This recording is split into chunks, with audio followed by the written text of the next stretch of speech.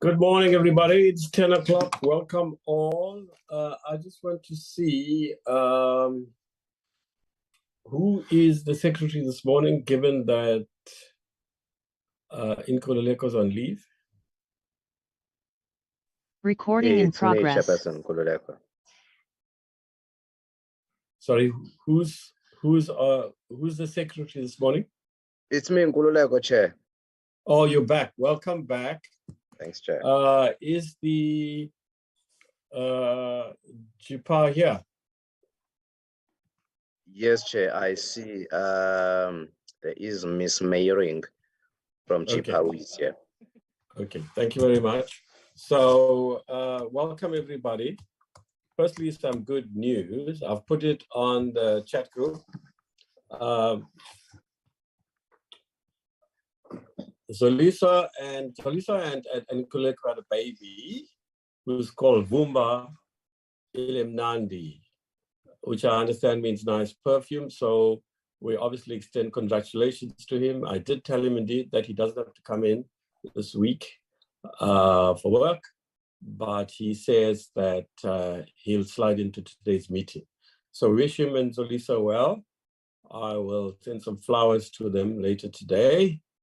And before anybody gets excited about it, let me make it clear, there's no rule in Parliament to provide for this, which I think is a bit wrong. Not a bit wrong. What does it mean? How many times a year do people have babies or in a 5-year term? So I will do it on my own behalf, but I will do it on behalf of the committee, right? So having said that, welcome everybody. Have you got any apologies in Nkululeko? Yes, Chairperson. We have apology from Mr. Tutoid and Ms. Nita, who is attending an oversight in Gauteng. Oh, yes. Okay, fine. Shall we go on then? Who's here? Is it just one person from JIPA? Good day, Chair. This is Kitty Bonemadia here. We are utilizing Mr. Meron Kutier's device, but we are all in one room with me. Okay. Yes, Thank you very we are much. all in one room, Chair. Good, with me, madam. I've got Meron Kutia, who's the CIO for the JIPA. I've got Mr. Khaila Malebati, who's the acting CFO.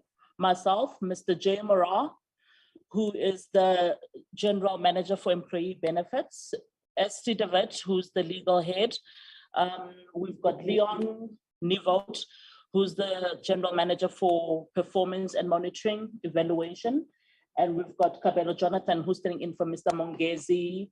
Mr. Mongezi Mkubis is on leave, Chair. So we are all in here using Mr. Meron Kutier's device. And we've got Mac, who's the Communication Senior Manager. So we are using one device, Chair. Okay, thank you very much. Sometimes that's better, I think, for the staff on our side. Thank you indeed, CEO. Firstly, colleagues, let me explain the context of this meeting. So we were expecting to process yet another bill on Tuesday. You will see from the program, which our wonderful secretary has done, not sucked out of the air, but because he gets a draft program from the SCOF committee secretariat. And so he bases our program on that. Now, unfortunately, as has repeatedly happened this year, either because the Standing Committee on Finance is overburdened with other issues apart from bills, and or finance has been somewhat slow in delivering bills, the bill isn't coming to us.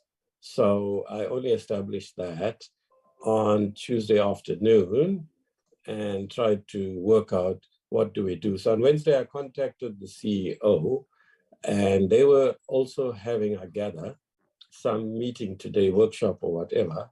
So I said to the CEO after various exchanges that it will be limited meeting just to the annual report, last annual report and the quarterly report. Secondly, to be fair to them, because they only were notified on Wednesday and confirmed everything on Thursday afternoon, the big issues don't arise here like daybreak and so on. We are now, having met GEPF, who were kind enough also, they got only a Friday notice and they were here on the Tuesday and they were great. And now we've had GPAA today, or we're having them. So we're getting to PIC in August in Nkululeko. Please note, we have to find the date. can we confer on the next term's program when you are free? You're on paternity leave, you're under no obligation. Members can wait. You're only coming back in early September. So, you get out of your paternity leave and then you send me a draft program. So, colleagues, I will manage the meeting in such a way. They have to go back to their workshop, I understand, or they may be able to leave one person behind. I don't know. I'll leave it to the CEO to decide. But we're going to thank all of them for coming. I hadn't expected such a big delegation. But we thank them and we assure them we'll try to finish the meeting. I told him, Ms. Madhe, that I'll try to finish within 1.5 hours with our colleagues. Any outstanding questions can be replied to in writing, and I'm sure we can manage it. So thank you for coming. But just one general point, so that, our old generation, the dinosaurs like me, are exiting. Just to make something very clear, which I did in 2015 and again in 2018, and I'm sure I did it in 2020 or 2019 with various ministers. You see, there's something very strange about the way Treasury operates. If somebody's here from Treasury, I hope they're noting this. It's very odd. It's actually, in my view, unconstitutional, actually. You see, in every other department, if you have an entity, it answers directly to Parliament. It's accountable to Parliament directly. In fact, Parliament's role, colleagues, is to ensure oversight over these entities, but also oversight over the way Treasury is managing its own oversight responsibilities over these entities that are answerable to them. So you can't go through Treasury. You can't seek permission from a minister or a DG, it's unheard of, to secure the participation of these entities. To give you one example, when we realized that the public procurement bill wasn't going to be able to be presented at a joint briefing in Parliament, you will recall, I rang GEPF directly. I didn't go to any official. Between Nkululeko and me, we dealt with them directly. There's a strange phenomenon here where Treasury seems to think it has some sort of guardianship over entities answerable to Parliament. So once again, I rang Frank, and once again, Frank Jenkins from the Legal Services Unit says, yes, you do not have to go through Treasury. It's a very strange thing. One of the ministers I spoke to told me the reason they do it is not to stop Parliament from interacting directly with the entity. The minister concerned said, yes, you're right, you don't have to go through us, but it facilitates their participation. All we do is we like postmen or postwomen, and we send it off to them and we ensure they turn up. But from what I can gather, they don't monitor the presentations. They can't do that. I mean, the entity will be foolish to be so subordinate to the minister or the DG.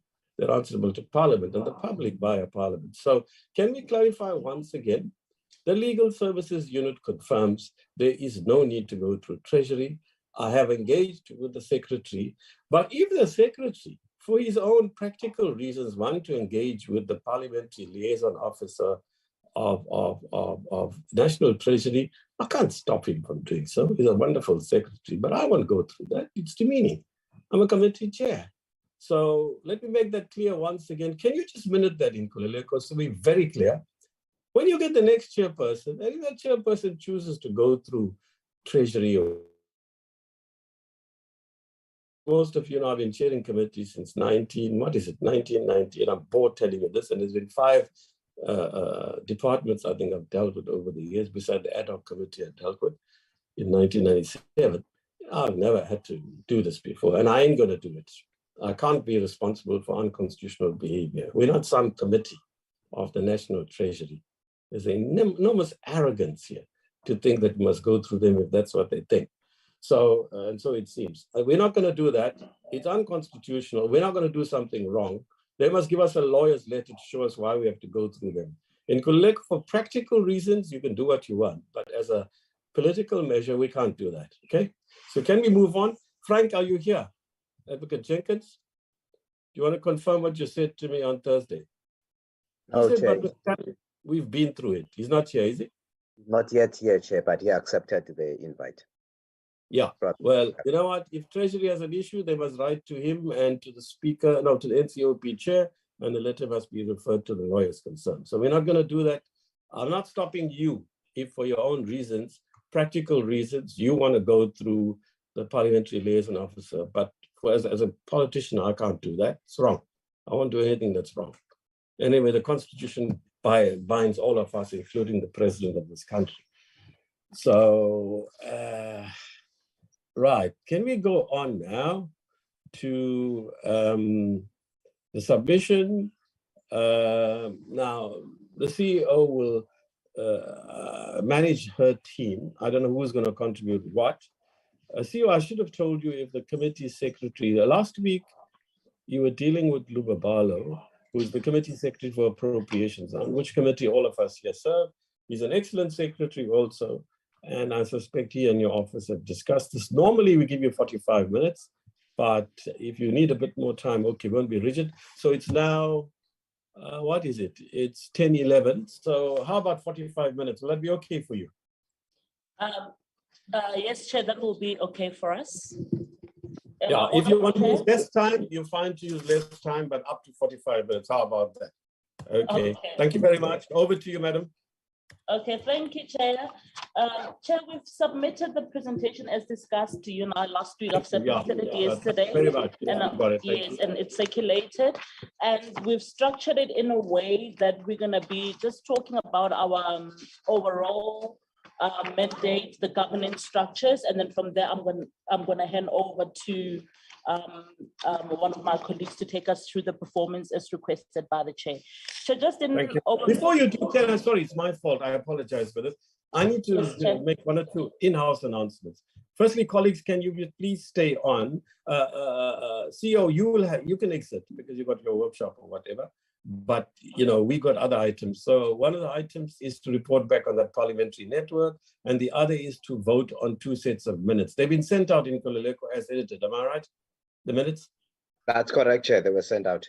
Fine. So it's 2 quick minutes of last week, Tuesday and Wednesday. Very brief minutes. Then we're done because we ain't meeting again this quarter. So please remember that. And then one final thing. Poppy at the last minute drew up an overview of the GPAA annual report and the quarterly issues and a quarterly report, and she raised some issues at the end. Please, we must thank her very much. She had to do it under some duress yesterday. It's not her fault or the GPAA's fault. I explained how it came to be that we only finalized everything last Wednesday, Thursday. So in short, please, Poppy's put a lot of energy into that. Please look at that and take up the issues there. Thank you. Oh, over to you, CEO. Sorry about that. No more disturbances. Thank you. Thank you, Chair. All right, Chair, if we look at the first, I'll just like to take overview in terms of our governance structures. We report to the Minister of Finance, and we are accountable to National Treasury in terms of the SLA for Program 7. And we are also accountable to the GPF in terms of our service level agreement. And also on a quarterly basis, Chair, we report to the GPF and the GPF board regarding the performance and all the deliverables granted unto us. In terms of our organizational mandate, just a brief synopsis of how we're established. Our mandate is to render pension administration and other relevant services to the GPF and the NT in accordance with the administration and service level agreements that's been alluded to. And if we go to our strategic overview, Chair, so we are basically— Just one thing, is somebody, managing the screen on your side or on our side in Nkululeko? Who's doing it? Because the screen remains stationary. Mayran is managing the screen, Chair. Can she move from one slide to another so we can see the slide? I'm doing so on my computer, and you've all got it on your computer, colleagues. But normally the convention is that whoever is managing the screen moves from one slide to other as you speak to the slide concerned. Okay. Yes. For the particular slide. Thank you. Thank you, Chair. So in terms of the strategic overview for the GPAR, we have 2 programs, which is Program 1. Program 1 encompasses of support services, which is corporate service, finance, business enablement, strategic support, and governance. And we've got Program 2, which is our benefit administration, Chair, which mainly deals with the core operations of payment of benefits and client relationship management, which mainly focuses on engaging on the core face with our members. Our impact statement is that of having a dignified, cared for, empowered and satisfied members and pensions and beneficiaries. And what we strive to achieve in terms of our outcomes is to have that optimal core support. We obviously support being a capable and reliable administration system, our digitized processes, efficient case management and efficient administration and contribution management, and to have our payment turnaround time for less than 60 days as determined on the government employees pensions law. Chair, as requested, if we look at slide 7, in terms of our overall performance, we've demonstrated from a quarterly basis up until the events leading to the final year-end performance. So for Q4 performance as an organization, we performed at 75%. And then overall so far, because we are not yet done with some factors of our audit, which will be concluded in July, we are standing at 70.83% of the overall performance. So when we compare this with the previous year, we can see just a slight improvement, because the previous financial year we closed at 64%, and currently we demonstrate that we have closed at 70%.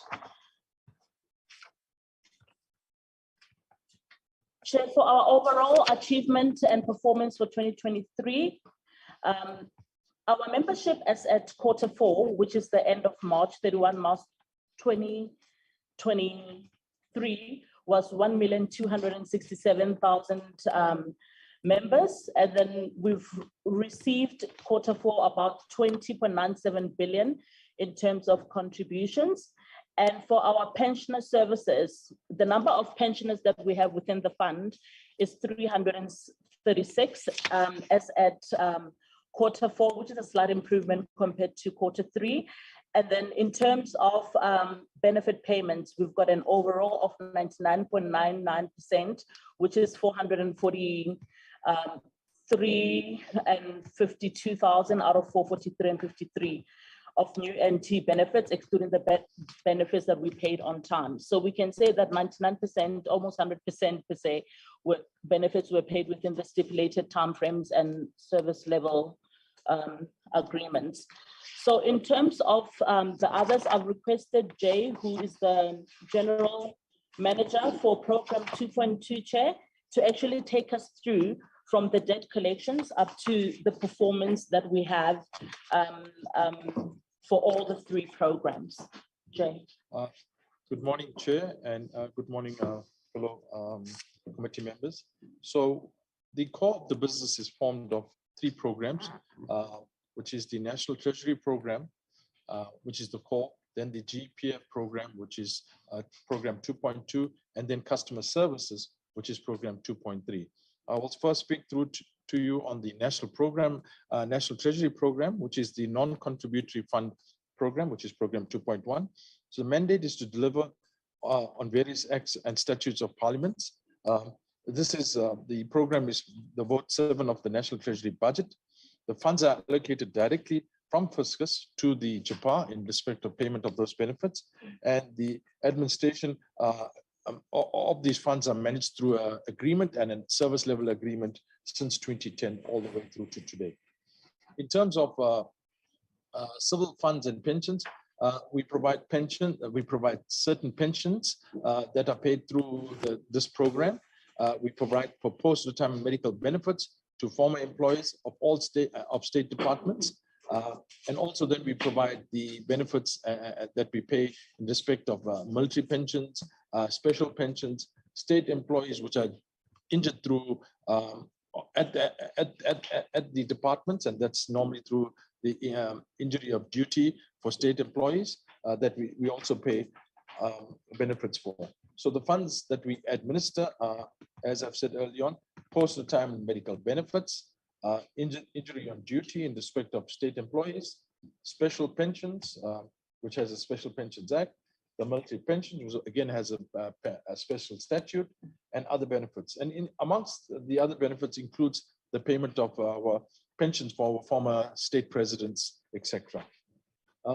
In terms of the program performance that we talked through, and Chair, I'm going to focus more on the annual performance as opposed to the individual quarters. So here again, for the annual performance, the annual target was 98% of members admitted within 14 days, and we had done 99.8%, and therefore we achieved our target.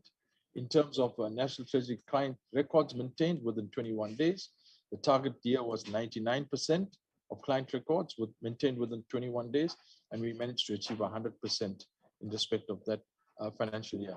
In respect of suspended pensioners overseas, and this is really where we are required to suspend pensioners who don't submit the necessary documentation on time, given the fact that they reside overseas, and relates to life certification.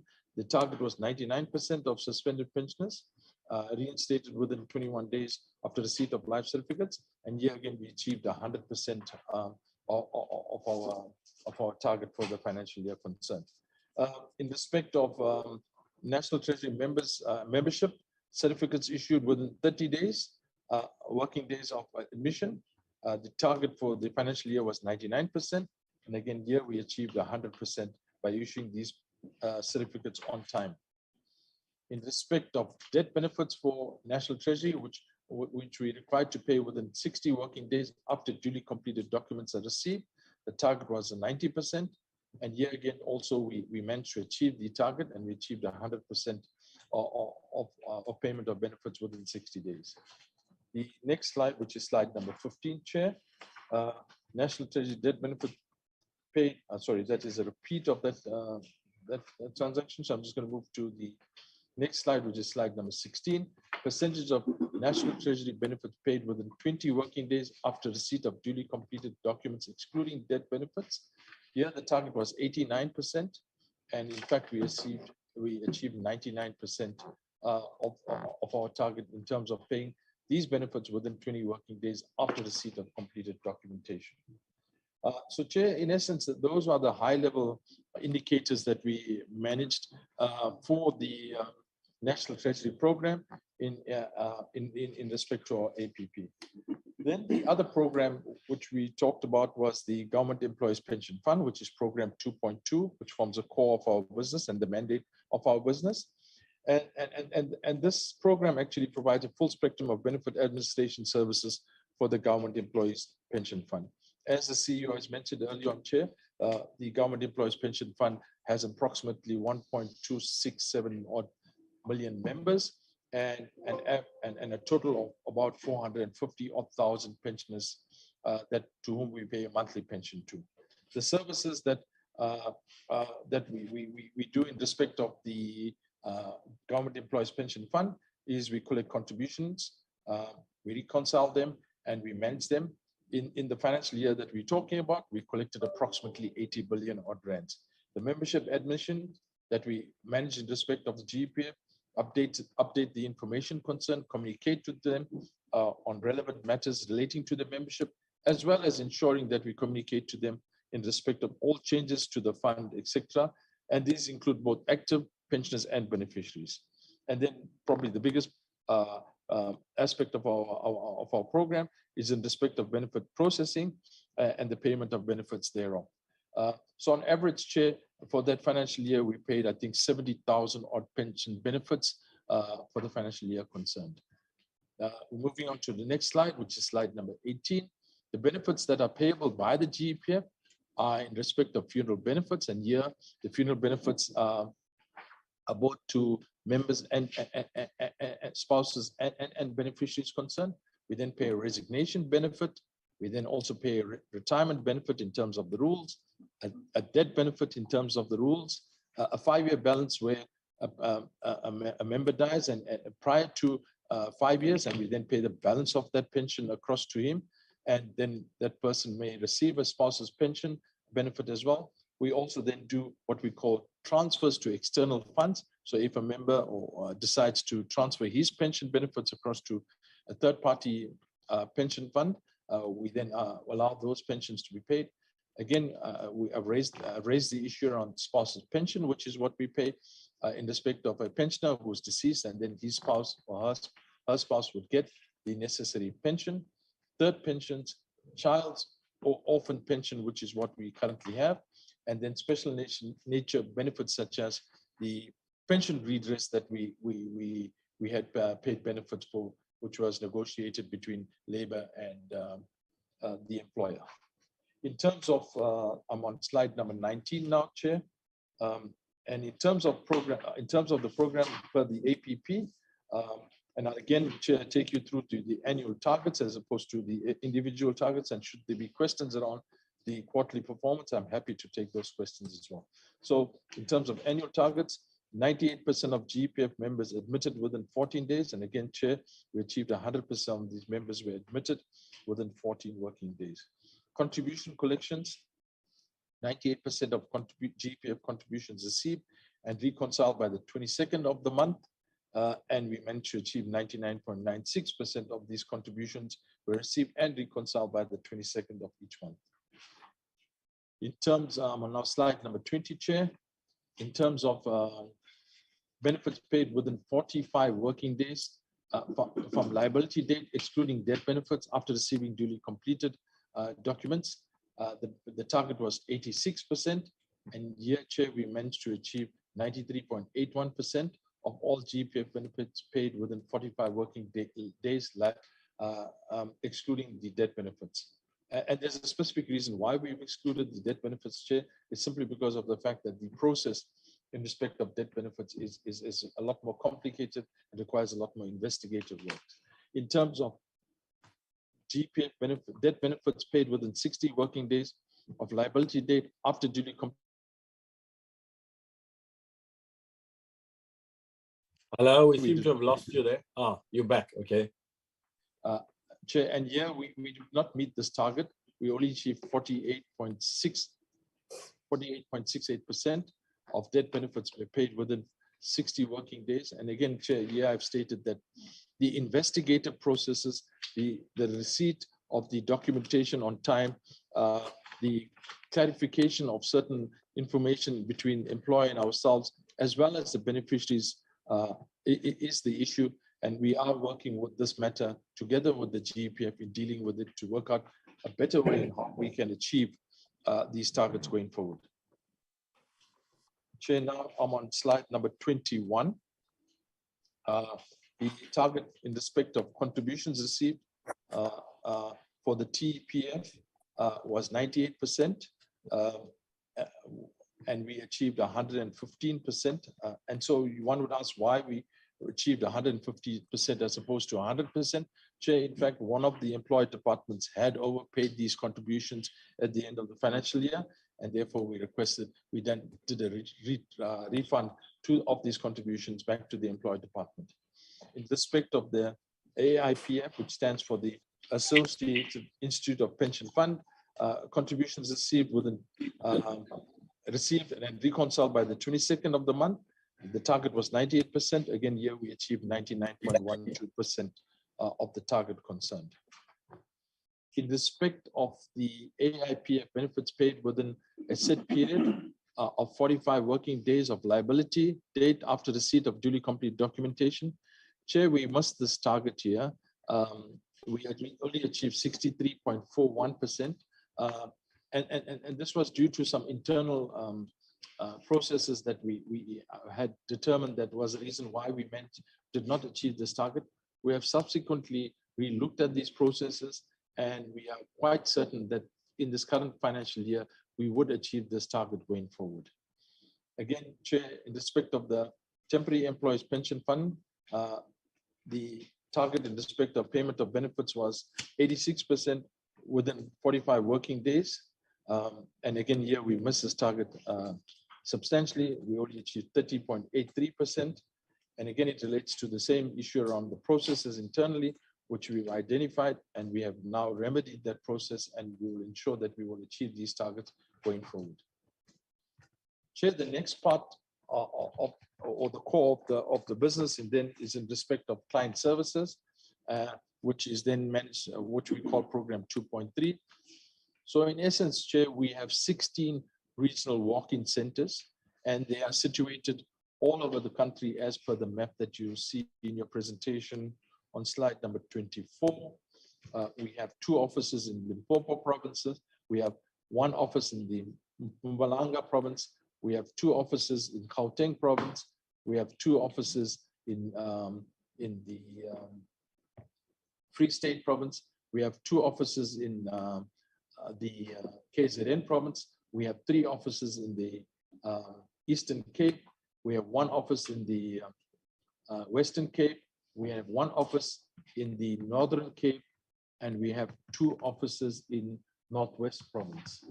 In essence, Chair, this is our footprint that we manage our membership with. It would appear, you would think that this isn't sufficient. So what we have then embarked on is what we call mobile offices, and we actually think that 11 of them isn't sufficient. 2 provinces, in fact, have 2 each, and those 2 provinces are, in fact, the KZN province and the Eastern Cape province, due to the spread of our membership, and all the other provinces have 1 mobile KZN province. So in essence, these mobile offices, Chair, membership have a designated program per month. So in essence, these mobile offices, Chair, cities to and then they provide services online to members directly to them directly. In essence, we also then communicate to the membership through the radio stations, the local radio stations. We do send out leaflets. We also then communicate to the membership through the radio stations, the local form of communications to empower members to come to these mobile office vehicles and we also then assist them in terms of services that they may require in respect of both the GP and in respect of the national assist program. We, in addition, also do co-location of our services to increase our footprint, and these co-location services would happen with SARS, would happen with other departments that we have now started to negotiate. These co-location services, a space would happen in order to ensure that where we see the increased footprint of our members, we then try to best serve them in these co-located premises. Where we see they have increased each of the footprint of our members, we then regional offices will have what we call the client liaison services, and these are actually what we would call ambassadors of regional offices, who actually visit the, and these are various employed departments, ambassadors of, and they who empower these employed departments and the personnel of the employed departments, more so the individuals who are responsible for the processing of pensions of the employed departments. More so, we educate them, we train them. We also then for the processing of pensions, empower them in how to use our electronic processing system for the processing of claims, similar to the e-filing system of SARS. This is one of the primary responsibilities of the client liaison officers, similar to the e-filing system of SARS. The services that we provide to employed departments of the client liaison officers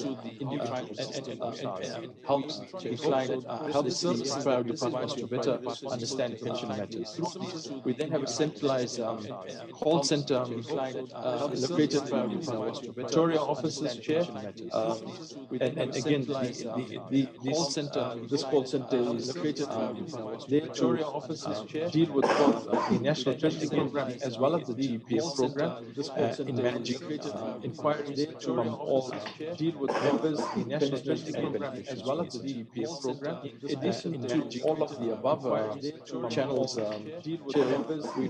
we haven't stated this on our presentation, but we do have a mobile application called GPS mobile application. It is in fact on an Android. You can pick it up on mobile Android application or iOS application, which is the iPhone application. On an and we have approximately 651,000 members that are currently using that application on an ongoing basis. And when we look and we encourage members to use the digital platform as best as possible to interact with us. The services that we provide on this digital platform, and share, digital platform is also available on your computer, short of your mobile device. It uses the same digital platform. Digital platform is also available. We encourage pensioners and them to use the mobile application in order to receive their tax certificates, in order to receive the remittance advisors.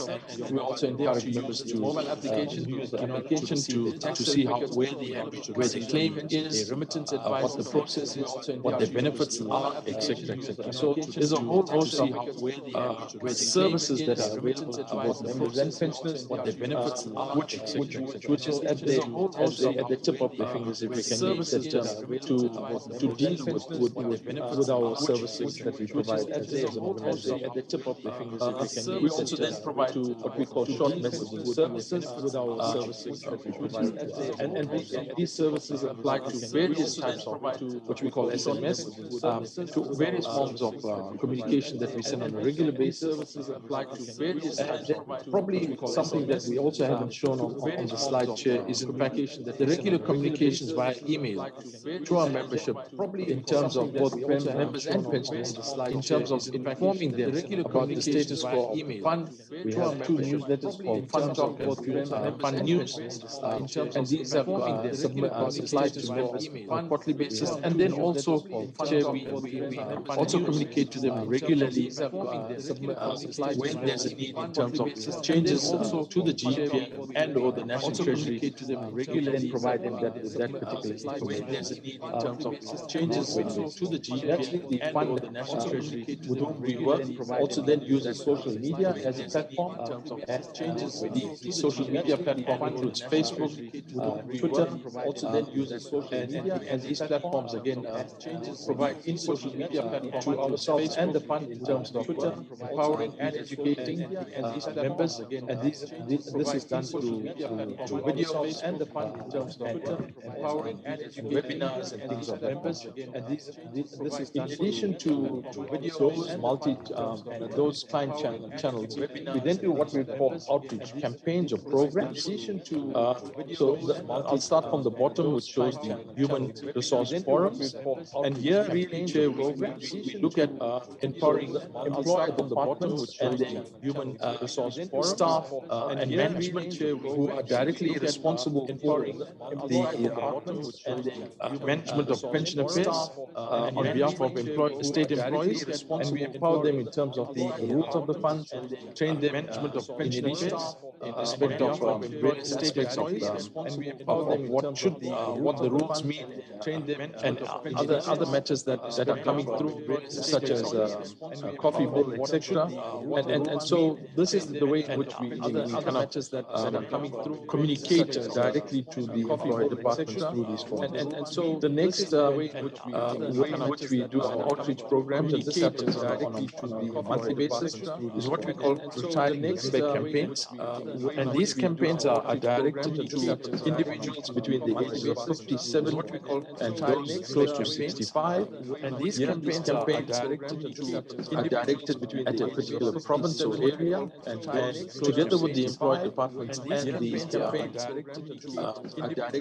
aspect of the province or area, and together with the employed department Premier's office, we arrange these campaigns, and we then empower our members who are close to retirement to explain to them what they need to do in terms of getting their affairs right, ensuring that the retirement process is smooth when they do retire, etc. So these campaigns are very valuable to those members who are planning to retire, and we found that as we improved and as we increased these campaigns, the quality of information that we receive from the employer departments in respect of as we increased these campaigns, documentation, and the quality of the information that we receive from the employers. And then last but not least, what we call the next big campaign that we hope is the GPM Roadshow. And this is really to showcase the GPF, the social it offers, and benefits it offers, and to showcase, empower, and communicate to members the social information and benefits mostly about the GPF, but also aspects of the communicate to members. The National Treasury requirements are also discussed about the GPF. Also, in these roadshows, we talked about unclaimed benefits, National Treasury, and requirements are also discussed to members. Also, in these roadshows, we talked about unclaimed benefits, how important it is to have explained to up to date with the GPF or National Treasury in order to ensure that we pay benefits timely. In respect of the sub-program, I'm now on slide number 24, 25, Chair. So for the sub-program concern, annual target was 90% client satisfaction level for the financial year, and we achieved 94.98% 90% client satisfaction level. In respect of percentage of calls resolved versus calls answered excluding escalation calls, the target was 99% calls resolved versus calls answered excluding escalation. Chair, we dismally target was 99% calls resolved respect to that particular target. We achieved 23.06% calls resolved versus calls answered excluding that particular escalation calls. And this was mainly due to system migration function and the functionality of this escalation of this system, which resulted in migration in our challenges in achieving this target. We have subsequently migrated, which resulted in migration to a new system, challenges in achieving this target, and we have now found that we have our performance has increased substantially from the previous financial year. And in respect of percentage of visitors serviced versus number of visitors, the target was 92% of visitor service versus number of visitors, and this is in respect of the 16 regional offices that we have, including the service co-location sites. And our target, we achieved 99.8% of visitor service that we have, including over that financial co-location site. Chair, and our target, I have come to the end of the presentation. I'm happy to take any questions or any clarifications that is required. Thank you, Chair. I'm happy to take any Thank you. questions. CEO, do you want to add anything, or any of your members before you do? Firstly, any of your other members want to add anything? Excuse me. Thank you. CEO, do you want to add anything, or any of your Thank you, members Chair. I before you do? think Firstly, any of your other members want to add anything? Excuse me. everything Thank just you. for clarity, CEO, do you maybe want to just to add give a anything, broader or any of your context members for the before you do? last Firstly, any of your other deliverable, members want to add where anything? we achieved 0% in quarter one, quarter two, quarter three. That is because there was no system like Jay has alluded to. But in quarter four, we had a system, and then hence we achieved at 92%. So when we add the average, it gives us 23%, which is necessarily not a true reflection, but we have to average. But once we have a system, we're operating at 93%, 2%. And I think if we compare our performance with the previous financial year in terms of ARPF and TPF, I think we had slight improvement, and that we are working at ways because the volumes that we received that are quite minimal compared to the normal CPF claim, so that we can achieve targets. So I think the only, just to highlight, targets that we did not achieve was mainly for targets.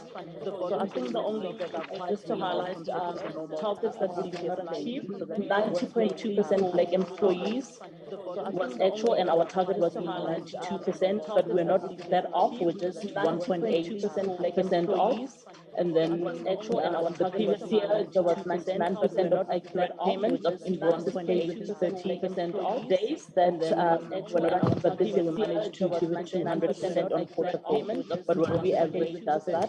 And then we still need to work because our target is to have the audit, and then we've had like the DIPA has performed an unqualified audit over the past financial years, and there are currently systems and processes that are putting in place to ensure that we can rectify that. And then maybe something that I was requested to speak to regarding the digitization process. JB has actually alluded to that. And our outreach program, especially in rural-based areas, I think it was well covered when I took the questions under the presentation. Chair for client relationship management in our client outreach. It was well covered when I took the questions under the presentation. Chair for client relationship management in our client outreach. Okay, is there anything else? Well, you can always come back, you can slide in whatever you want to say. All right, over to members. As you raise questions, please refer to Poppy's overview as well. This is the guide to us as a committee.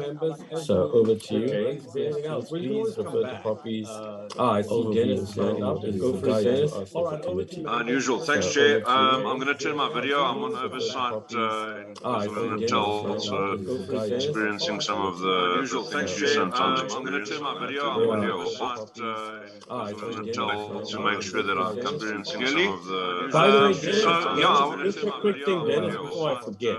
Do you know that our financial management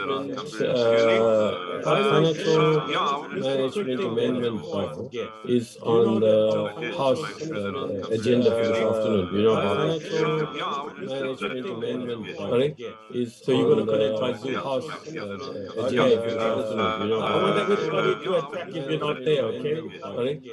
So you're going to connect by House agenda for this afternoon. Oh, that was his level company will manage it not there. Is that correct? Sorry. So you're going to No, Chair. We support the bill. Oh, that was his level company will manage it not there. I fell off my chair. Hey, let's put that into Deco. Support the bill. Shocker, they actually agree with the bill. Boring as it is in terms of intellectually and politically challenging issues. Not boring in terms of agree with the bill. Boring as it is. Simon, why don't you join me for one? Funny's not here. Oh, Dennis, this is shocking, Dennis. Simon, fired tomorrow morning. Okay, sorry, Dennis. Thank you. Okay, I'll be quite brief. So number one, just the footprint surprised me a little bit, noting that the concentration of government employees certainly in Gauteng and the Western Cape surprised me a little bit, noting because of the nature of concentration of government employees certainly. So I was a bit surprised to see the footprint being quite limited in those provinces of the nature of walking areas. Is that because you have find a much higher degree of people engaging electronically? So that's the first question. Some targets, many targets hit, so well done. I think that the presentation was quite good, but you tailored it quite well, lulling us into a sense of complacency when you had all the targets that you hit up front, and then you hit us with some bad news at the end. The two targets that I want to pick on are, first of all, the target missed with the processing of death benefits. And I think that's quite disappointing, and it's something that I want to bash on a little bit with the processing of death benefits. As government employees, I think we want to make sure that our families are looked after post-death, etc., because essentially we, when people pass away, they're trying to protect their families. So the point that those death benefits are not paid out timely is actually a big concern for me, and it's something that I want you to report progress, substantial progress to us in due course, and we see you again,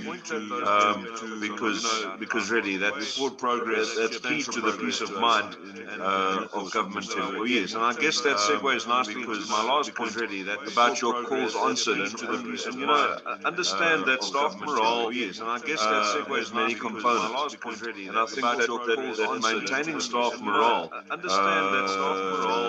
one of the key things to that is to ensure that they have good benefits. And when people are running around unsure of their benefits, unsure of one of the key things to that is and having to focus on their own benefit management, etc., it takes their focus off of their work, and it has a massive impact on staff morale. So I hear what you're saying about you've got a system to manage calls and resolve all issues. It has a massive, but yeah, we certainly want to see that transferring stats to manage calls. But yeah, I think yeah, but good presentation. Thank you very much. I hear what you're saying about stats. Okay, I do you see any yeah, hands up? I don't. thank you very much. I don't know if Muhammad Khani wants to come in. Remember, we've got a guy who copies input. I don't know if While members are mulling over, let me just go through her input. Look, CEO, we normally, of course, members are mulling over. Friday was a public holiday. Let me remind you of this. So that meant it into a day of preparation for the GPAA. And copy on the other hand. So we got this of preparation. Not late, well, under the circumstances, a bit of a time. Thank you for that. But normally when we get the submissions, we get them on a Friday, sometimes on a Thursday. Our deadline is Friday. Normally it gives the staff on our side an opportunity to do an overview, and where possible, we send the overview staff on our side to the entity concerned, so they can look at what the staff do an overview. Now, it doesn't mean that we agree with the staff; they independently come to their own views on what the entity concerned. We make the final decisions, obviously, but they independently don't interfere. There may be sometimes where chair would say, "Okay, can you clarify this further?" We make the final decisions, obviously, but we don't. It's their right to raise what they intellectually independently think. And so Poppy raises some very good questions. So I'll take right to raise what they first, and then come to my own issues, which overlap to some extent. She makes the observation correctly that we have not been able to achieve a clean audit for a period of 5 years, which overlaps. And you say she makes the annual report under strategies to overcome areas of underperformance that the concerted effort will be made to enhance compliance with Treasury regulations. So she asked what does the concerted effort, the strategy entail? You addressed this partly, but you might want to add to that. And what we've done differently to the strategies that were outlined in the previous annual report previous year. So here again, you've given hints of it, but it's nice to answer that upfront and directly. But I want to add a further question here again, which it seems to me is reasonable to ask. I mean, you are after all an entity within public service, which it seems to me is and really you report into Treasury.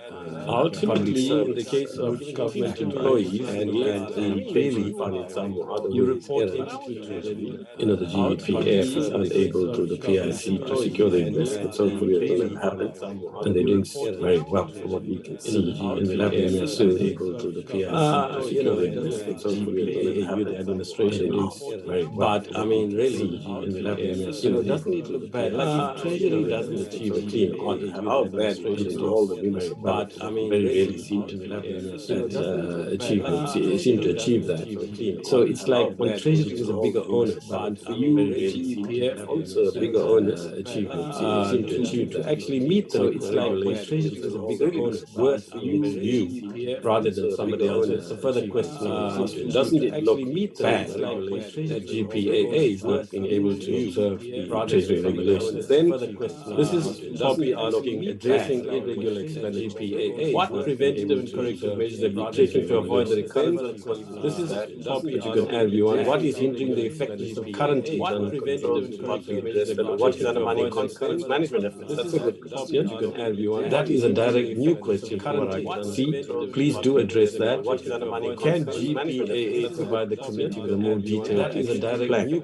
I wish some members would raise. Please do address that. So it's there, plain black and white, in print, so it can be easily raised by other members. So I can have space to ask my own question. But I do. Can GPAA provide the committee? So it can be easily raised by other members. There's elements of it, but we'd like a more direct answer. But I do more precise. Can given the digitization process, so it is one of GPAA's strategic outcomes. How does GPAA ensure that its service remains as accessible as possible, especially to now? You've been quite good in that strategic outcomes. You want to add anything? Fine. So I think really overall as accessible as possible, especially to input. Now you've been quite good in that. It's very hard for you want to add anything. I can't speak for others. Really overall to know how and evaluate. It doesn't have like criteria. It's difficult to know, but overall, you're doing fine. To know your outreach how and evaluate it. And I like the idea of giving advice would be pensioners or pensioners on employment. And I like a breakdown in advice black. We use a generic term to refer to would be pensioners or pensioners. What percentage of black employees are African?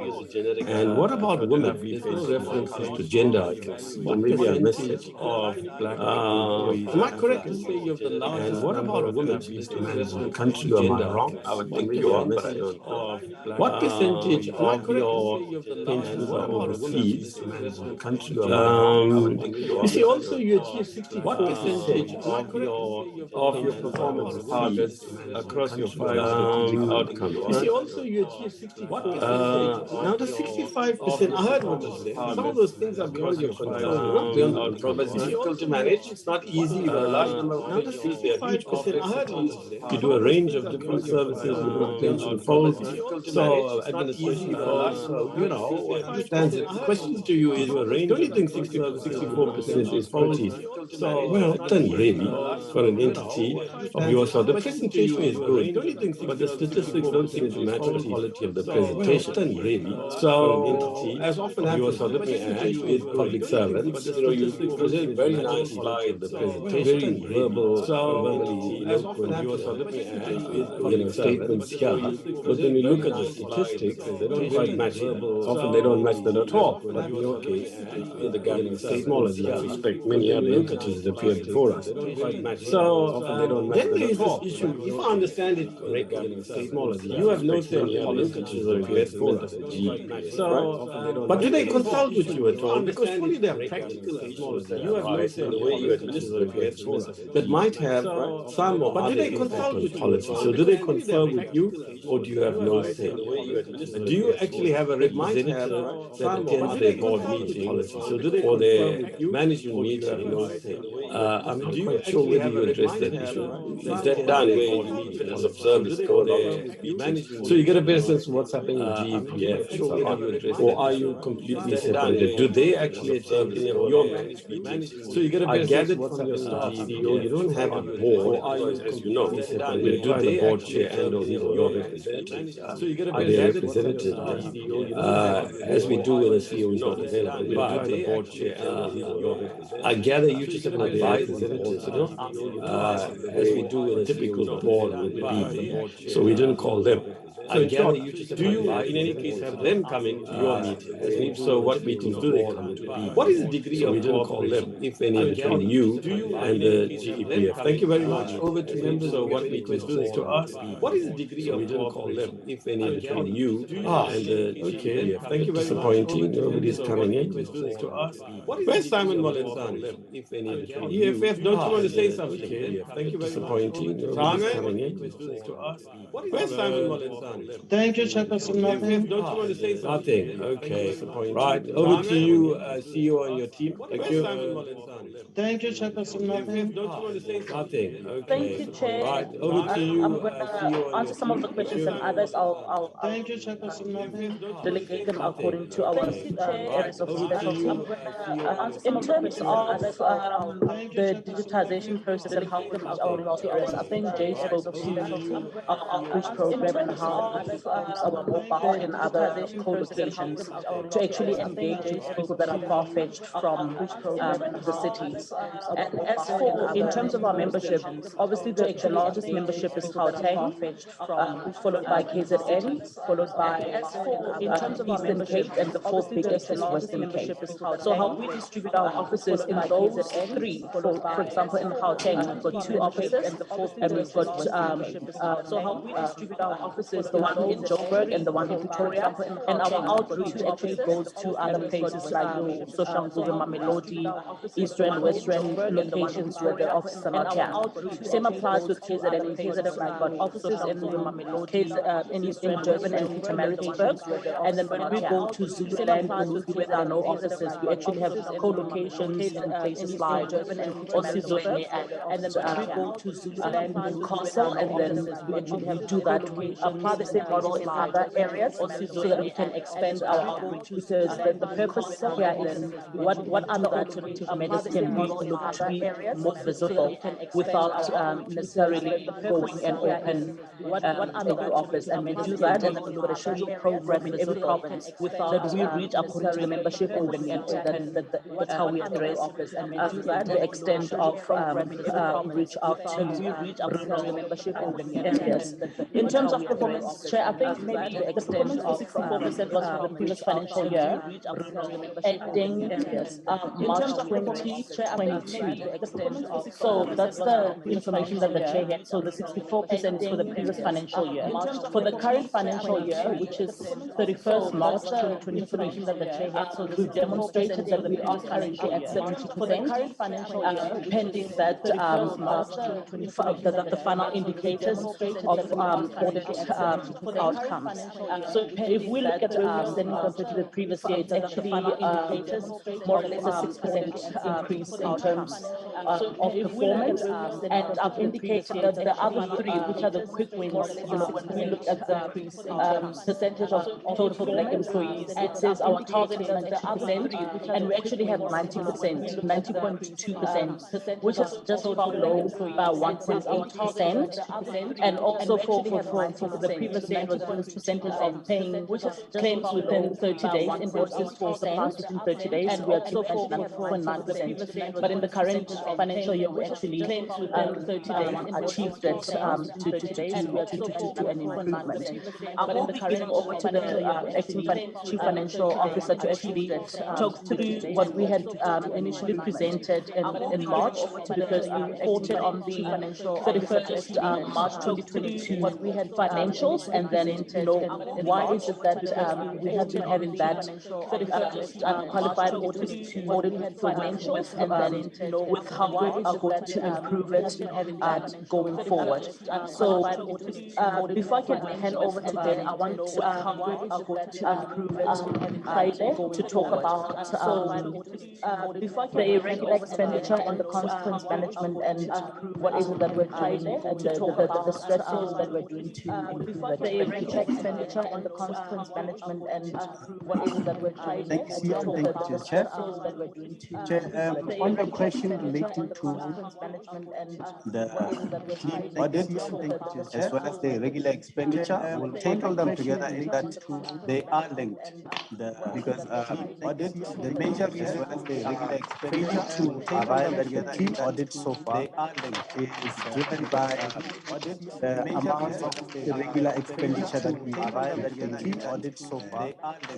Is driven by as far as the clean audit is concerned, for one to achieve that, it means to make sure that your internal control environment is actually conducive to that. And what is necessary regarding that is that your internal control processes is actually conducive to that, and your systems and the staff in terms of competence and capacity are geared to actually executing the work correctly, such that there is no issues or errors to actually executing the work correctly, and thereby issues or irregular expenditures that normally get rectified at a later stage.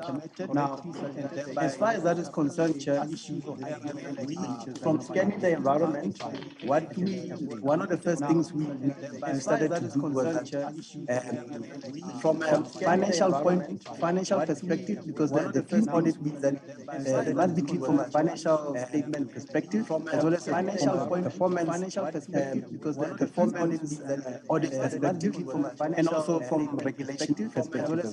So now, from a performance audit, Chair, we had the challenges for a number of years, and this was subsequently from a performance audit, Chair, improved. From a performance audit for this period that we're looking at, the period ended March 22, improved. We actually, from a performance audit, from a performance audit point of view.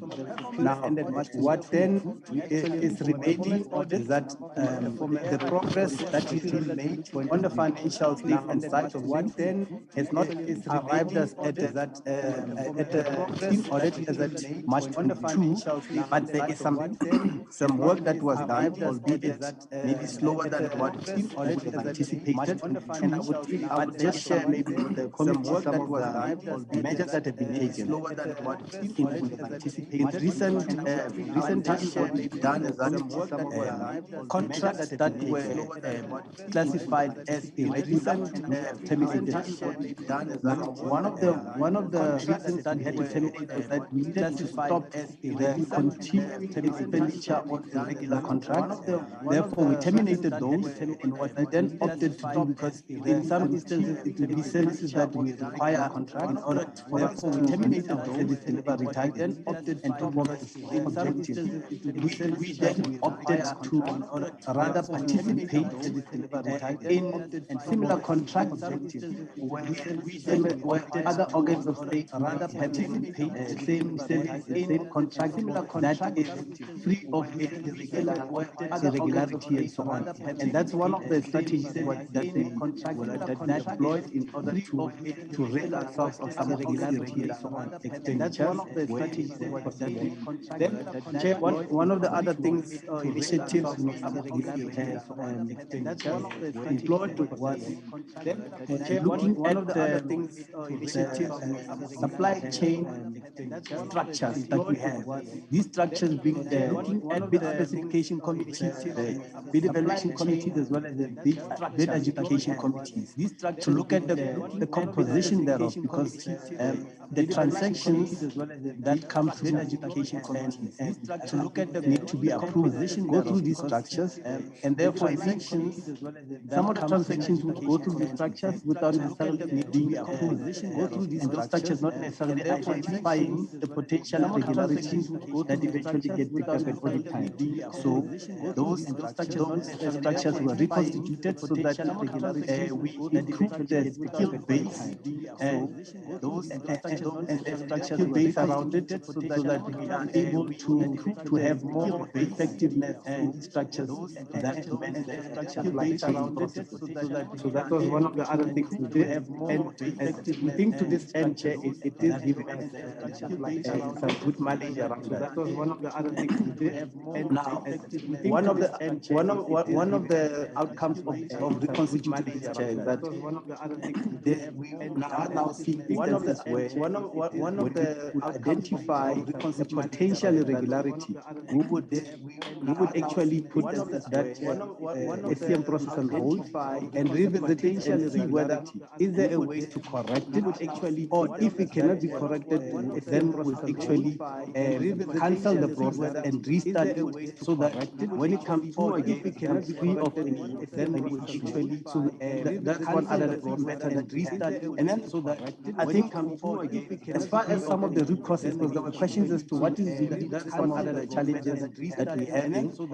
I think as far as some of the root causes, an organizational structure point of view, there have been some challenges, particularly around the supply chain matters, which is the key drivers around us not achieving the key audits, particularly around the supply chain. We were operating with matters, which is the key drivers around us not achieving contract workers for quite a number of years, which is the key in the Chair. There will be instability that at some point people will leave and come on, and then we get new people on board for some time, operating with vacancies. There will be instability that filling the vacancies will take a bit of time. And we get people obviously with some time operating training and so on, and sometimes filling the vacancies will take a bit of time.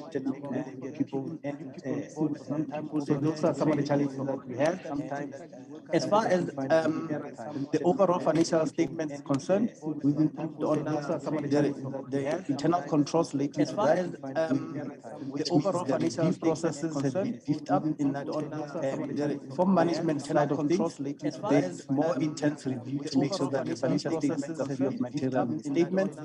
And further to that, we also make sure that the internal audit does also have a proper review of the financial statements prior to them being submitted to the Auditor General. And that seems to be also bearing some review of the financial statements prior to them being submitted to the Auditor General. And these initiatives that have been taken, they will only be seen obviously after the next financial year. The initiatives that have been taken, they will only be seen I think, Chair, after the next financial year.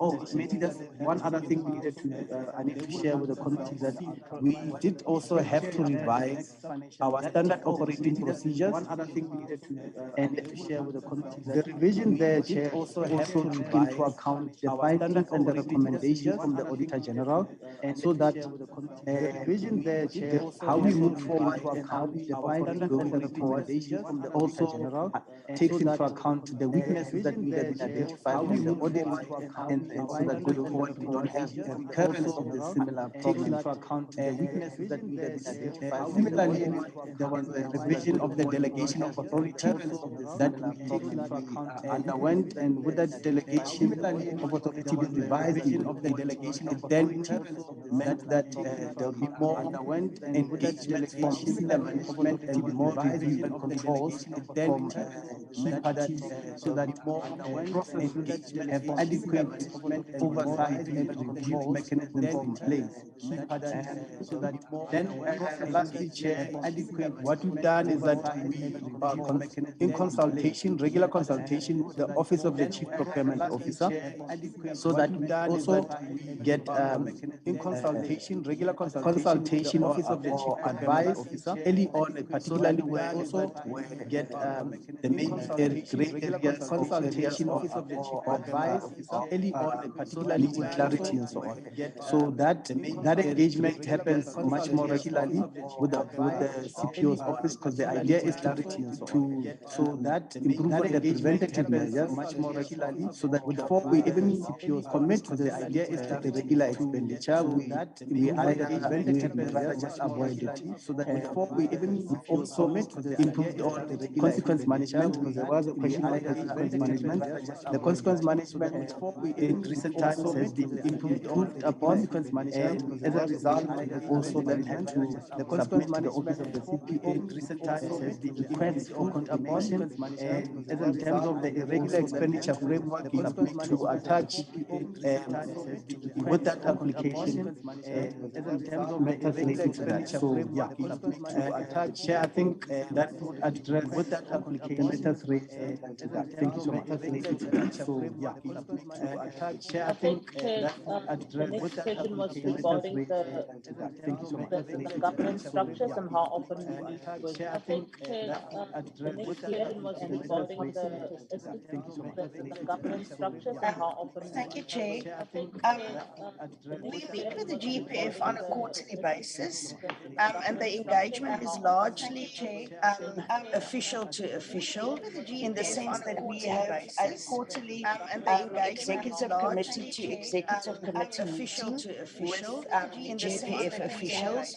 We do not have any representation or even observer status at the Board of Trustee meetings of the GPF, and in relation to the second level committees, the operational committees consisting of the trustees and substitute trustees, they will allow us to present to such committees in relation to the services rendered by Japan. So our participation in those committees are limited to the agenda items that relates to the Japan matters on such meetings, but not for the whole meeting. Thank you, Chair. That relates to the Japan matters on such meetings, but not for the whole meeting. Who's next? That relates to the Japan Chair, matters if I on can such respond, meetings, it's Jay but not Morat. for the whole If I can meeting. just respond to Who's the next? issues raised by Mr. Honorable Ryder. I think the issue around processing of death benefits was a concern. If I can just respond to agree, Chair, in terms of the private sector, the private sector is processing of in terms of Pension Funds Act, Section 37C, in terms of the Pension Funds Act allows for pension funds to pay benefits in terms of periods of 1 year. Section 37 this issue in terms of the Funds Act GPF, and now we are looking at how best we can improve not just the payment of a benefit, but how what new processes we can put in place. Firstly, to it being consistent with the Pension Funds Act, and also then to allow ourselves to see how we can alleviate the poverty by paying some form of benefit once the person is waiting for us to do the necessary. So I think that process is underway as we speak now, Chair, and we're hoping that we should have some sort of finalities before the end of this financial year. With regards to court answered and as to the issues raised by Honorable Rider in respect of staff morale, morale, etc. We do agree that staff morale is an important criteria in ensuring that staff members address calls. We have agreed that and increased our staff capacity in the call center. As previously stated, Chair, the number of and increased our staff we put in a new system in place that allows us to also take number of calls and increased our staff in a more efficient manner than previously, and that is helping our processes going forward. With regards to the issue around I think you raised an issue around the question of the number of clientele that or pensioners that we have overseas. Just under 2,200 of our pensioners are overseas pensioners, which is probably half a percent of the total pensioners of about 500,000 of pensioners. And so here again, we started to improve our processes. Or previously, overseas pensioners used to post original documentation to us, and that used to take a long period of time. We subsequently have digitized that process. Overseas pensioners used to post original documentation to us, digitize that journey, take a long and now all documentation is directly digitized at a specific environment where then the responses are dealt with more timely. So I think those were the issues that were raised. The responses are dealt with more timely. So issue around the percentage of African women that was raised by the chair.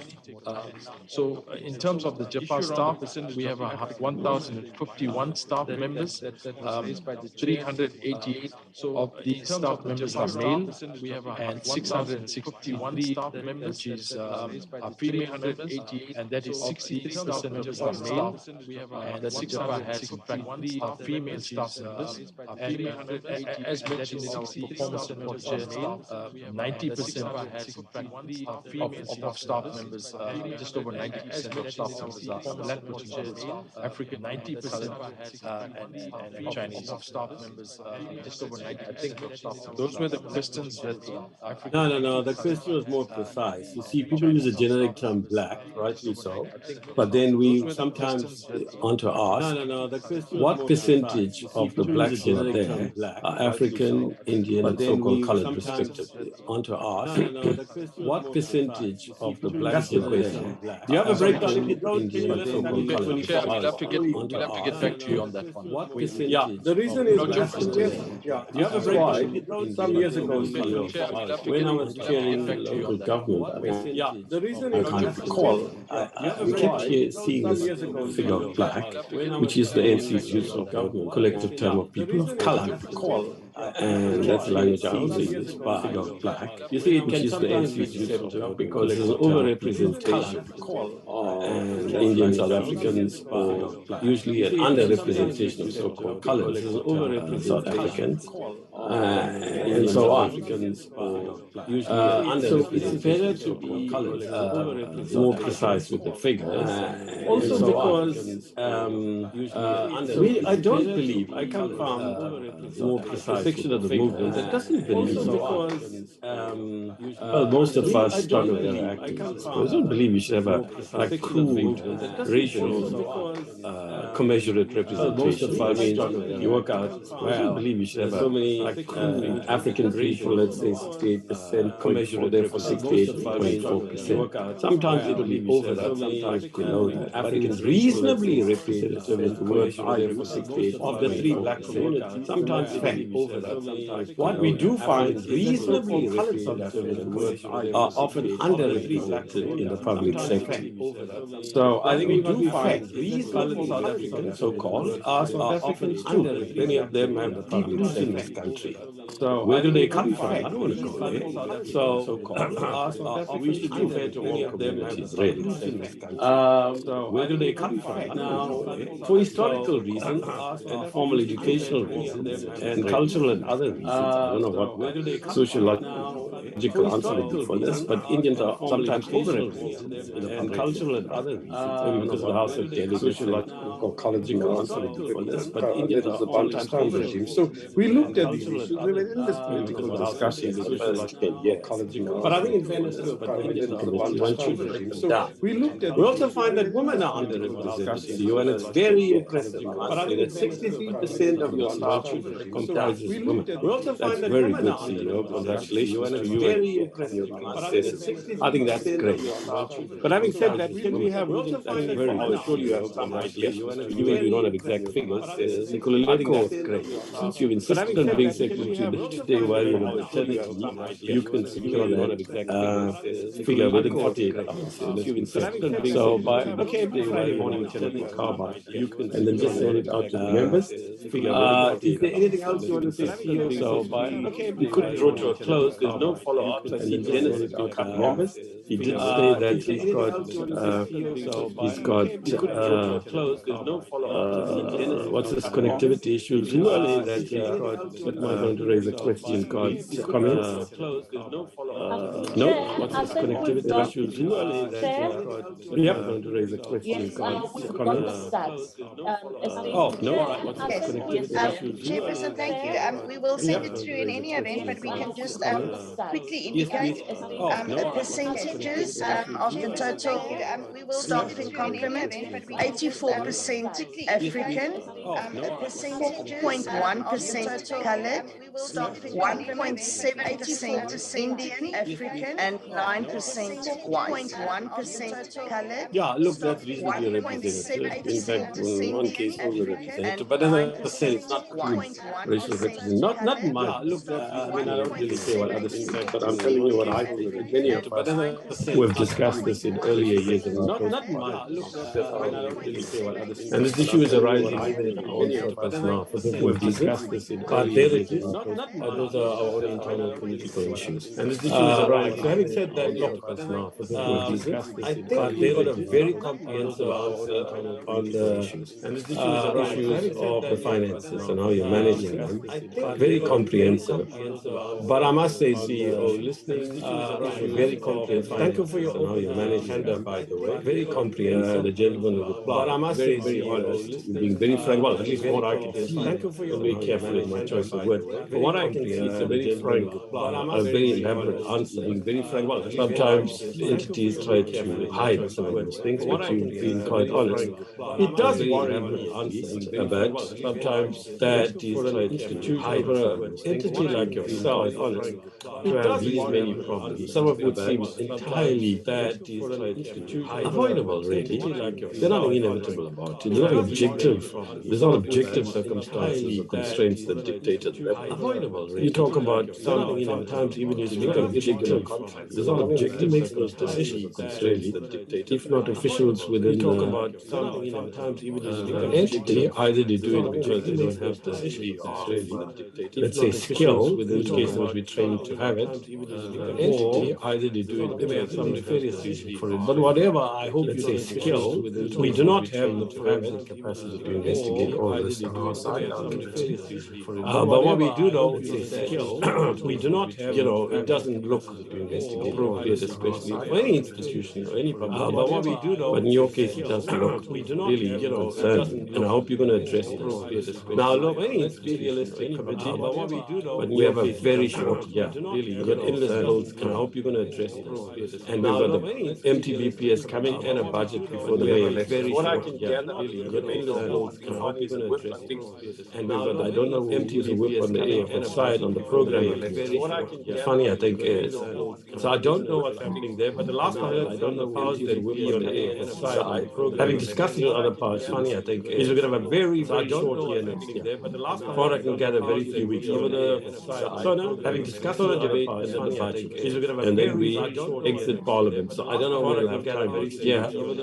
I don't think we'll have discussed on the second half of this year because it looks like it's going to be very exit Parliament. So I don't know when we'll have time next year. Those that Treasury is threatening to bring into the system. Second half of this year, and we have to be very work in Treasury and indicate to them and let's bring it to the system states. Let's see what's happening. But we're not going to rush away. Nope. we're not going to indicate this before, so we'll just hand it over to the next. But we're not going to rush term of Parliament. No, the NC will be countries after the last minute process, so we'll just hand it over to the next. It's for the NC term of Parliament. No, the NC will become chief whip of the NCO and the us chair of committees to deal with that. I keep raising them every now and then. I've asked others to do so. So that is it. So if we can, chair of committees to deal with that, we should call them back over their most recent annual report. Let's see this. So that is it. Also, if we can, on the things they've done now, we should call them back. What progress between now and the next time we meet them? We might be able to squeeze them in sometime in late November, early December. I don't know. We might obviously will give them 2 weeks notice. And you can send them our program. You can do it the way you want, but you should contact them directly also, as I've indicated to you. So that they know beforehand. Hopefully we will not know, but we did contact them directly also, as I contacted them on Wednesday to prepare for today. So unless people have got any comments from our side, and I don't see any hands up, can you on your side for today? So I would like you to draw to a close, any of your members from our side, then we will meet with you if we can. So we can, like seems dim at the moment, the prospects, but who knows? We could possibly meet with you sometime before we exit if we can next year. So okay, over to you, CEO. Who knows? To say could possibly meet, concluding time before we exit. Thank you, Chair, for actually Okay, over to you, CEO. us with an opportunity to provide the committee with our annual performance plan and for reporting the commentaries and the suggestions to provide the advice that builds the organization is welcome. But just in wrap up, Chair, I'd just like to say, I'm really glad that you appreciate the comprehensive reporting that we do in terms of our finances. But like I've always said, we've mentioned, as an institution, we've got a very strong governance structures, and we've just been started applying our combined assurance, whereby we've got a very strong governance that we are enhancing and ensuring that the repeats of the past don't repeat themselves. And just to give the committee level of comfort that out of all the irregulars that we've inherited historically, we've tested, just to give the committee level done investigations, and I'm comfortable that none of them had tested skewed interpretations, but rather it was just an issue of us tightening our controls and having to work on interpretations, but training and development for our staff so that we don't deviate from policies and training regulations and development for our staff so that we SOP prescripts. Thank you, John. Thank you very much once again for coming in today. And we have delivered 4 minutes extra time. Thank you very much once again. Okay, as agreed, 11:30. Thank you. Keep up. We have best wishes. Let's move to the next item. You can extra time now. Thank you very much. Okay, as agreed, 11:30. Thank you. Keep up. We have best wishes. Right, colleagues, can we turn to the next item? Time now. Thank you very much. Okay, as agreed, didn't confirm. Thank you. But the next item on the agenda, colleagues, can we turn to the next item? Agenda sent out on Thursday at the Parliamentary Network. As you'll recall, look, firstly, I don't know what it is, but the rules are strange in this Parliament. If a Parliamentary Network chair is invited to present a paper somewhere or to attend, you don't present a report by eternity formally. It's not adopted. It is a committee, it didn't go on a study to attend, and it can't confirm or legitimize. It's not adopted. There's no part. It is a committee, didn't go on a conference, at least they had no part. So I think that's the reason. So we don't, if you're going to legitimize, it's not the committee secretary and content advisor conference, at least they had no part. Prepare, that's the reason. So we don't, so here, the committee secretary and content advisor conference, 34, I mean, I used to be invited a lot. So we don't, to make this clear, between, 99 onwards for about 3-4 years, we were the darling of the world when it came to local government. So I would rotate on the basis. Sometimes I would allocate another chair, another member darling of the world, so on our local government. So sometimes I would allocate, and I found out then you don't report, so I don't know what the new rules are. But I'm not required to present a report Now you're going to adopt reports. I don't know what the new rules are. You unfortunately weren't part of. And strictly speaking, it's not for me to do so. It's the head of the delegation. You unfortunately, and that was, and strictly speaking, it's not for me to do. The head of the delegation who represented the NCOB chairperson. Let me go quickly through this. There are notes. I have to string them together to give some sort of report. Let me go quickly through. I don't know what happens to the chief whip or to the NCOB chair. I don't know. I'll find it out. So basically, just to explain the parliamentary network in the World Bank and chair, it was formed in 2000. So basically, MPs in Europe, their concern was, interestingly, both progressive and rich progressive. Some countries worried about the amount of aid being given to developing countries and what were they getting in return. There were others more progressive, worried about social democrats. You said no. Parliaments and what were they getting in return? Developing world, we now call it. Countries of the South do not have a say. Oversight directly over loans that IMF and the World Bank were delivering to their countries. Only the governments do. And it comes to the fait accompli. Now in our time, we have now started taking loans from the World Bank. And it comes to the fait. Previously, we never did. So anyway, this is a new thing, and so the need for us to be more equipped, we never did. Technical and other skills, exercise our oversight becomes greater. So the first part of the notes towards the report talks about the role of the parliamentary network. It wants to see increased accountability and transparency in the World Bank, IMF, and other multilateral institutions. It has member states, obviously, in the World Bank, 140. So any member of parliament, any of these countries can become a member of the World Bank. Let me stress, it's not like the PAP or the Commonwealth Parliament. It's not representative. The PAP or the Commonwealth Parliament. It's not representative. It's individual MPs who go. It's a parliamentary network or a forum. It's individual. It makes no binding decision. Like, the CPA will make a decision that you must oppose sanctions. And then Parliament will make a decision that you must oppose trade with South Africa and our partners, right? Then all the countries, member states, parliaments are made to adopt that thing. Some will say no, some will say yes. It's not binding, but they have to discuss the resolution. So in this case, there's no such thing. Yes, it's not binding. Thirdly, I don't want to in this case myself, but I did have a chat with Ryder myself. Because I said, what you want me to go and say about why I got? You want to know why? Because I said, what you want? Firstly, this thing doesn't work. You want to know why? It's not a representative. They usually invite the two committee chairs, NA and NCO. Then they invite the speaker, and usually except she goes on her behalf. Then they, and usually it's Jomo that goes on behalf of the NCO. Usually it's Jomo. In some years, usually my project. In some years, we managed to take a multi-party delegation. In some years, we managed to take. I don't want to go into the politics, but it was very complicated. I don't want to go into the politics, but well, I was serving on the board. Well, I was serving on the board. At one stage, I was the vice chairperson. I didn't ask to be there. I don't want to go into the politics of it. I briefed right on. I didn't ask to be interested. You talk about one. I had no brief right on. So that was between 2007 and 2009. So that was between 2007 and 2009. I suggested a chairperson of a particular committee to them, and they said no. The appointments are not committee to them, and South Africa represented. It's chosen as individuals. They decide who they want. It's chosen African lobby chooses. I had no say. I didn't go and lobby anybody choosing. Nor was I particularly interested when I became the vice chair. It was done while I wasn't there.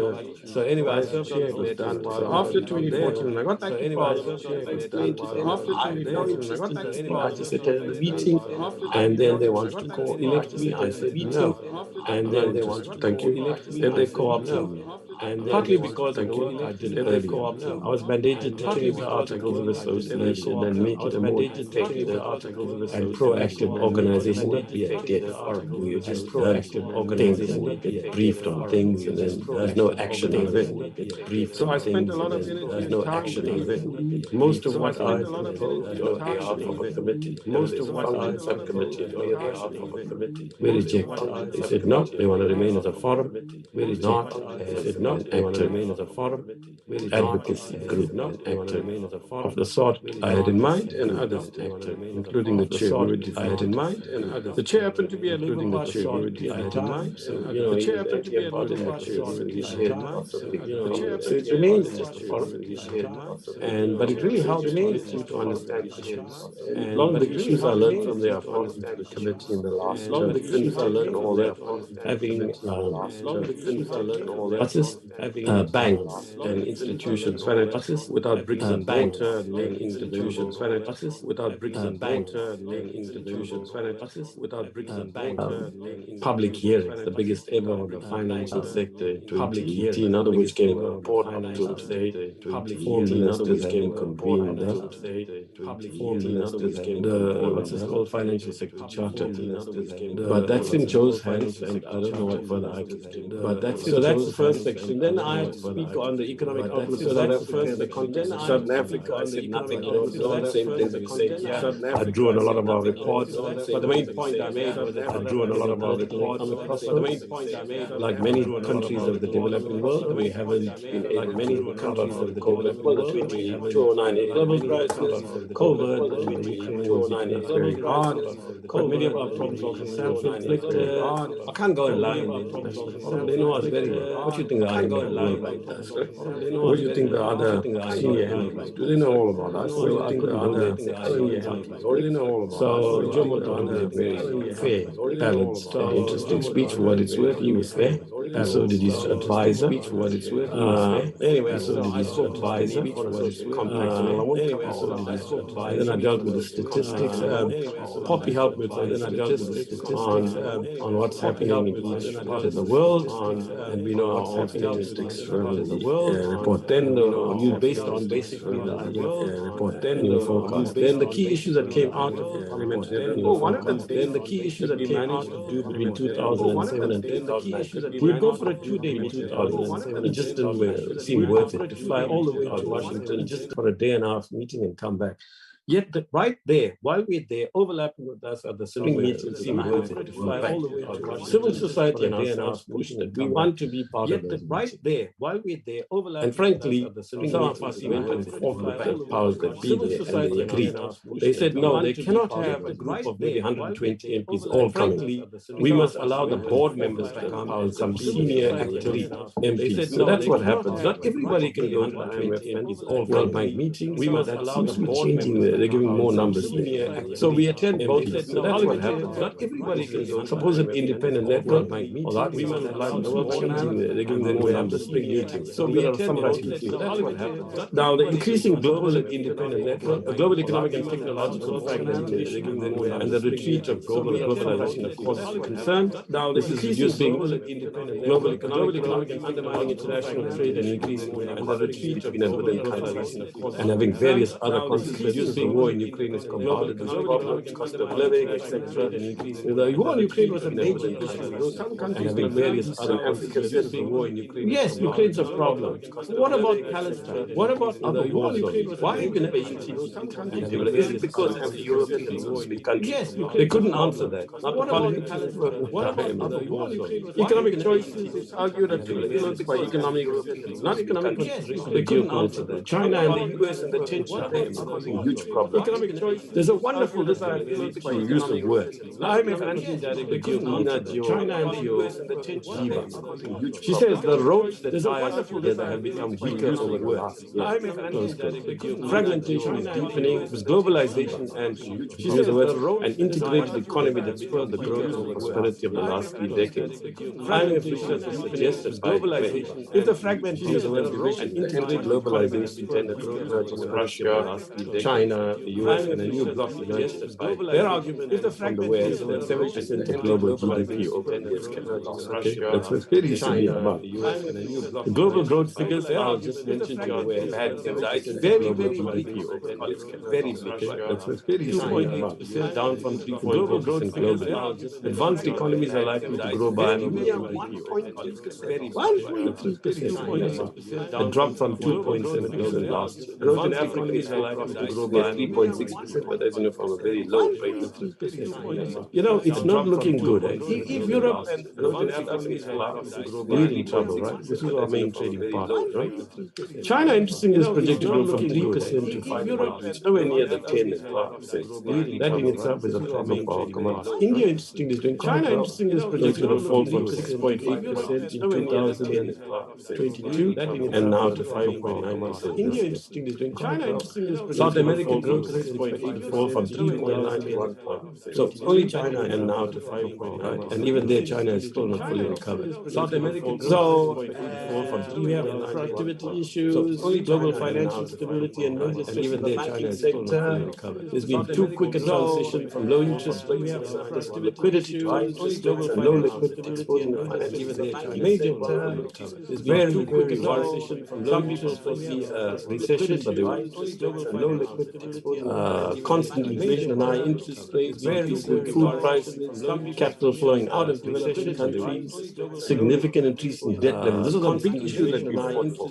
Scrap the debt. Food banks and the capital flowing out are saying no. What they can do is give them relief and extend the time limit for repayment. Some of us in scrap the debt, we lost our debt. Elements of a way forward, what they can do is give them relief and extend the time are refusing to completely write off debts, but 29 countries are freed from servicing their debt. Elements of a way forward, what they can do is stronger leadership to deliver concrete, refusing to more integrated approach to face global challenges, unlock the power of digitalization. This is the thing that I like. Stronger leadership to deliver concrete. 70% of the world's value over 10 years in digitalization. It's stunning. Look at our digitalization program.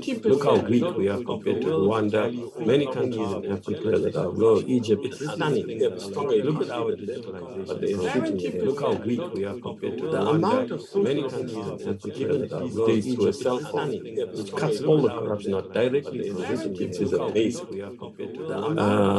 You use the identify, verify dates to a cell phone. You can use digitalization to set up national ID. Amazing. In India, you use the identify, verify dates to a cell phone. It's stunning. You can use digitalization to set up national ID. If you look at fintech, India, you use the 26% of women have access to financial services between 2011 and 2016. Today, it's over 75%. Even your chief doctor can know that.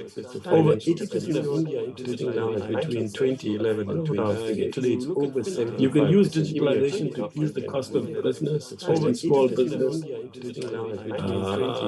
and so on. Concluding remarks, you can use digitalization. Although the PN is a network with lots of chapters to reform, I don't want to do this anymore. I tried it, and so on. Concluding, Dikeledi will remember we had 3 meetings, once with I battled from the World Bank Parliamentary Liaison Friday in G26. We set up an interim committee, multi-party interim committee of the 2 committee chairs, NA and COP, Friday, and G26 Pinky Posa. We set up an interim committee for representativity, and we asked the GA to offer a member, and all the EFF refused to take part. Remember, this is not a sort of committee of the party. It actually holds the parliament. It's not a committee of take part. We can actually meant to hold it to oversight. We agreed to form a chapter committee. We were forming a chapter. The speakers obviously intervened and said, no, we must leave it until the parliament reviews its entire. We agreed to form a chapter committee. International organizations, which review is still taking place. I don't know what's happening. But I raised with Mr. We agreed to form a chapter committee to get together and facilitate the launch of a chapter. But I raised with, you know what, we are going to leave it at that. I'm doing nothing more than facilitate the launch of my job. So I leave it at that. But it may be too late for this time. So that is leave it at that. I'm doing nothing more than facilitate the launch. Any questions, please? So I leave it at that. But no, we're not. You were not here. It's not a report. You can't vote on it. Nothing more than study. Any questions? Have been sanctioned. You can't vote on a report. I'm just giving you. No, we're not required in terms of the rules. Dennis, I'm not going to cover that. Right? I'll speak to you offline. I've told you these things already.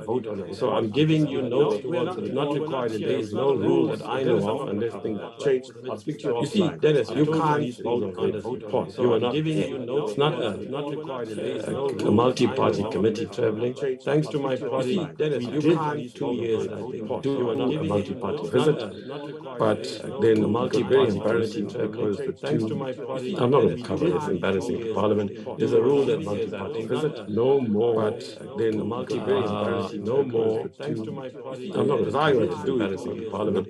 On the board of the no more co-op, then no more, and I was a bit embarrassed. So we said there on the something like board, no country can have more than 5 or 6 representatives. I don't want to mention another country on our console, we said, which brought 12 people one year, and people felt it's just wrong. I mean, smaller countries weren't represented, the richer African console, which brought South Asian countries. I want to go there, they felt it's just wrong.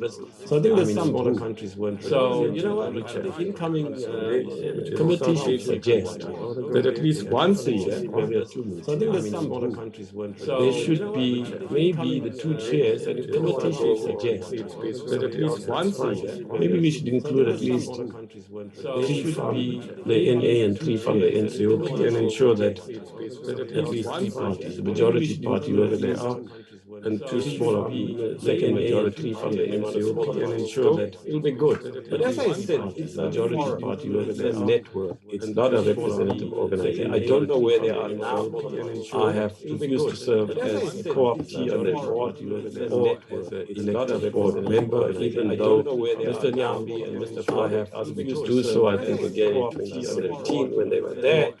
I said, no, find somebody else, and nobody wants to do it. It's a lot of shit work. I feel so, I think, again, I put a lot of energy in between 2007 and 2009. What came out of the 3 things? One, we are now entitled, the smallest of numbers, a lot of people are entitled to go to the IMF, still meetings with World Bank meetings that came out of the 2007. We are now entitled, initially as board members, and I think they expanded to about 20, are entitled to go to the IMF, still meetings with World Bank. Secondly, they agreed, by the way, initially as board members, and I think they expanded to representation 50% from the developed world and 50% from the developing world. And from the developing world, it should be spread across the Americas, South Americans, Africa, and Asia from the developing world. And from the Africans, obviously, at least one should be French speaking and one should be English speaking. So the elections are not done and from the Africans of a country, at least one should not entitled to be there, as I said when I advocate the chief to go to the executive. They said, no, it's an English speaking country, so I put at least one should not entitled MP or somebody replaced. I can't remember. So that's how it is. They said, no, it's an English speaking country, so I put a doctor report. How are you going to doctor report? How you know I even somebody replaced? I can't. So you can't. So that's how it is. I'll even ask you where you are. You can talk to me offline. I gave you a 20-minute overview of how it is. Okay? So you can't. So Chair, with respect, yes, I agree with that. I was just trying to gauge the context because it seemed like you're filling time in a meeting, and perhaps unnecessarily. With respect, yes, I agree with that. I was just trying to gauge the context. So I'm just trying to gauge the context of why we're covering this. Oh, yeah, No problem. Yeah, my brother. Move for closure, Chair. So I'm just trying to gauge the context of why we're covering this. Oh, yeah, to actually go paid by Parliament, even as a chair, invited to make an input. So I'm just trying to gauge the context. I don't think it's right. So I'm giving you a report to actually go inside Parliament, even as I've got it, I'm sharing it with you because, you know, there's no multi-party. I don't think it's right. Okay? So I'm giving you a report. Nobody went from the NA, I don't. So I'm telling you this information you don't know because, you know, there's no, I'm sharing it. I don't think it's right. So I'm giving you a report. Nobody went from the NA, I don't. So I'm sharing the information. So I'm telling you it's only 11:46. You don't know because I don't know why you get heated up. So now the next item, just a minute. Now, any questions on what I said? I'm telling you it's only 11:46. I don't know why you get heated up. So now it's not even my report. So as I said, if it's done by the leader of the delegation, but I'm doing it out of a courtesy. I don't know very many chairs do it. Chairs go all the time in the years gone by. I don't think they ever came back. But I'm doing it out of a courtesy. I don't know very many chairs do it. I have to tell you. So go to the minutes. So Tuesday the 13th. So this was last week Tuesday, as you know. Go to the minutes. Wednesday. So on page 1, anything? No. So page 2. This was last week Tuesday, as you know. Go to the minutes. Anything? Page 3. Anything? No. So page 2. And I made some little comments, and I think they've adopted them. Yeah. Then we go to the clause by clause. page 4, page 2. What's up? Made some little comments, and I think mover and seconder, please. Yeah, then we go to the clause by clause. So we're in a hurry. Dennis, can't you move? Yes, I'll move, Chair. Mover and seconder, please. Second, please. Yeah, Dennis is in a hurry. We all have to toe the line. So we're in a hurry. I'll second, Chair. Okay, we are 1 second, please. 12 minutes ahead of time, but Dennis toe the line. So we're in a hurry. I'll second, Chair. Okay, next point we are is the 14th. It was a very short meeting. We met, we voted, and amazingly, the DA says it's now going to vote for the 14th part. It was a very short meeting. Right, there we are. And amazingly, the DA okay, page 1. It's a very short one. This one for page 2. Part. It was a very short meeting. Right, there we are. And amazingly, there we are. Okay, page 1. Okay, very short one. Right, that's it. Mover and seconder, please. Dennis is Nahari. I move, Mr. President, Honorable Marjani. Okay, page 1. Before Dennis. Right, that's it. Mover and seconder, please. Seconder. I move, Mr. President, Honorable Marjani. Dennis is I'll being held up. second, I'll second. Cheers, bye-bye. Seconder, bye. Okay. Now listen, colleagues, comrades, thank you very much for your cooperation. I'll second, I'll second. Cheers, bye-bye. And the Dikeledi is back. Welcome back to Dikeledi. She's going to be in a very important meeting tomorrow. We're voting on the budget tomorrow, appropriations bill, and it's on tomorrow. So please all be in a very important 9:30 tomorrow. Dikeledi, 9:30 tomorrow. Budget was at 10. I've forgotten now. Bill, and it's on tomorrow. 9:30. Oh, how come you're here? Bugger off. So speaker is go on tomorrow. 9:30. Okay. So then, colleagues, today we're voting on the Financial Matters Amendment Bill in the House.